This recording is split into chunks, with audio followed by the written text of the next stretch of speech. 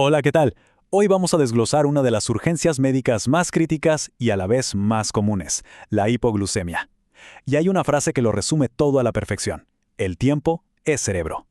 No es solo un dicho, es una realidad biológica que vamos a explorar a fondo para entender por qué cada segundo cuenta. Para que nos hagamos una idea de la magnitud de esto, empecemos con un número que impacta. Cerca del 90% de los pacientes que usan insulina van a tener en algún momento un episodio de hipoglucemia. O sea, no es un evento raro, es una de las complicaciones más frecuentes y peligrosas que enfrentamos. Y esto nos lleva a la pregunta central que vamos a intentar responder hoy. ¿Qué estamos haciendo mal? ¿Hay algo en el diagnóstico, en el tratamiento, que se nos está escapando y que podríamos mejorar? Bueno, vamos a investigar juntos qué nos dicen los datos. Este es nuestro plan de vuelo. Primero, vamos a definir por qué es una emergencia tan común. Luego, veremos la increíble cascada de defensa que tiene el cuerpo. Entenderemos por qué el cerebro es el principal afectado. Aprenderemos a reconocer la crisis con precisión. Y por último, repasaremos la intervención de emergencia. ¿Todo listo? ¡Arranquemos! Primer punto. Es fundamental entender que la hipoglucemia es mucho más que ver un número bajo en el glucómetro. De hecho, es la urgencia endocrinológica que con más frecuencia llega a cualquier servicio de emergencias. Oficialmente, la Asociación Americana de Diabetes la define como cualquier nivel de glucosa por debajo de 70 miligramos por decilitro. Ahora, ojo con esto, el valor numérico es una guía, pero el umbral para que aparezcan los síntomas puede ser muy diferente de una persona a otra. Por eso, el juicio clínico es absolutamente indispensable. Muy bien, ahora veamos algo fascinante, la defensa del cuerpo. Esto no es un simple botón de encendido y apagado, es un sistema de defensa súper sofisticado, una verdadera cascada de respuestas que se van activando por etapas a medida que la glucosa va bajando. A ver, fíjense en cómo se orquesta esta defensa. Alrededor de los 80-85 miligramos por decilitro, el páncreas pone el freno y deja de producir insulina. Esa es la primera línea. Si la glucosa sigue bajando entre 65 y 70, se dispara la artillería pesada, glucagón y epinefrina para liberar las reservas. Lo curioso es que los síntomas de alerta, como el temblor o la sudoración, no aparecen hasta que ya estamos entre 50 y 55.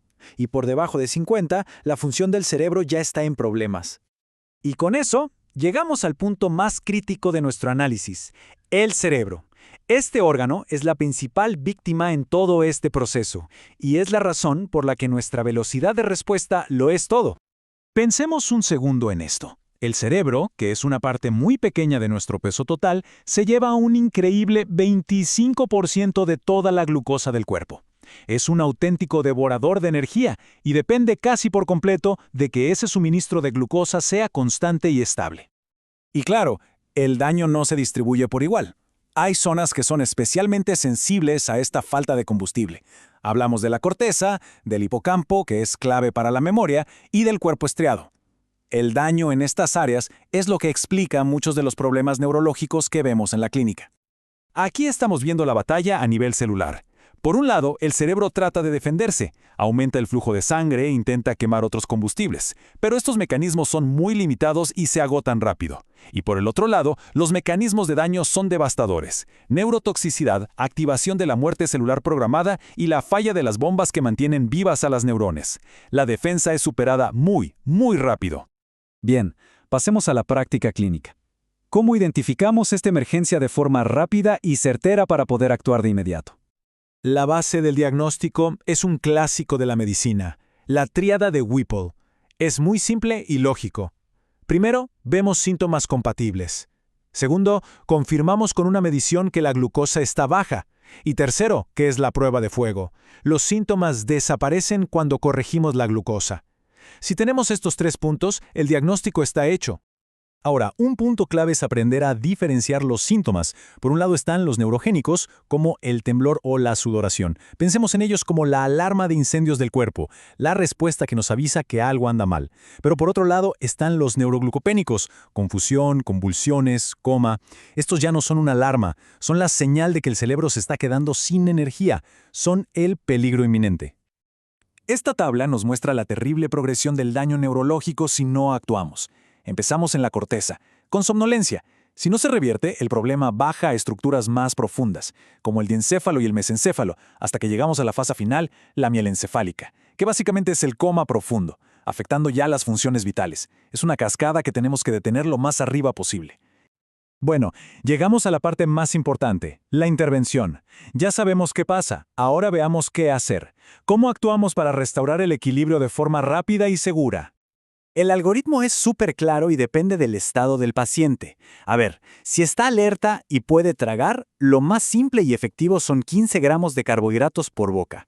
Si está agitado o inconsciente y no tenemos una vía, la opción es 1 miligramo de glucagón intramuscular. Y si ya tenemos un acceso intravenoso, entonces vamos directo con la glucosa parenteral, que es el tratamiento definitivo. Y aquí va una perla clínica muy importante. Por años, se usó de rutina la solución glucosada al 50%, pero la evidencia más nueva nos dice que la solución al 10% es igual de efectiva y muy importante, tiene menos riesgo de complicaciones como irritación de las venas o esa hiperglucemia de rebote que a veces vemos. Es un cambio de paradigma que vale la pena conocer.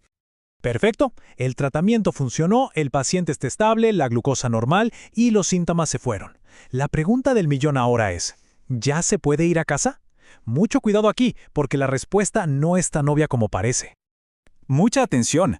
Si la causa de todo esto fue un hipoglucemiante oral, como las sulfonilureas, el peligro está lejos de haber terminado.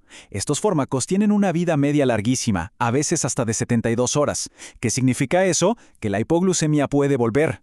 Dar el alta de forma prematura en estos casos es un error clásico y muy peligroso.